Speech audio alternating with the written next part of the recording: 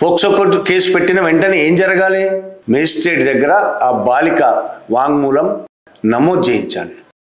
ఇప్పటివరకు అది జరగలేదు. ఎవరి మీద అయితే కేసు పెడతారో అతన్ని వెంటనే అరెస్ట్ చేయాలి. అది కూడా జరగలేదు.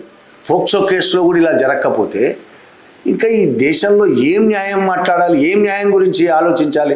ఎవరికి న్యాయం దొరుకుతుంది అనుకోవాలి? అసలు 8వ తారీఖు జరిగితే ఇవాళ 11వ తారీఖు, 3-4 రోజుల తర్వాత ముఖ్యమంత్రి స్పందించారని ఒక వార్త. స్పందించాడంటే బహిరంగంగా స్పందించాలి. ఇప్పటివరకు స్పందించాడని ఒక వార్త.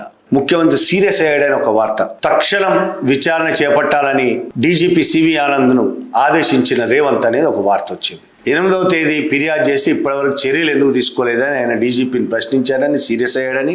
డీజీపీ ఏమో ప్రధానమంత్రి మోడీ పర్యటన ఉన్నందువల్ల పోలీస్ సిబ్బంది అంతా భద్రతా ఏర్పాట్లలో ఉన్నారు కాబట్టి ఈ కేసు విషయం పట్టించుకోలేదు అనేది C V Anand, DGP C V Anand ముఖ్యమంత్రికి చెప్పారనేది వార్త. ఇందులో నిజాల గురించి మనకు తెలియదు, మీడియాలో వచ్చిన వార్త. ఒకవేళ ఇదే నిజమైతే తెలంగాణలోని పోలీసులు మొత్తం ప్రధానమంత్రి భద్రతగా పోయారని అనుకోవాలా మనం?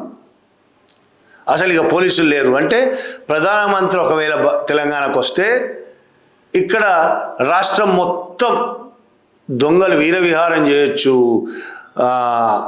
అసాంఘిక శక్తులు, వాళ్ళు చెప్తుంటారు అసాంఘిక శక్తులు రాష్ట్రంలో ఏమైనా చేయొచ్చు. ఇక ఎందుకంటే పోలీసులు ఉండరు, పోలీసులు మొత్తం ప్రధానమంత్రి దగ్గర ఉంటారు. మొత్తానికి రేవంత్ రెడ్డి సిట్ ఏర్పాటు చేశాడు.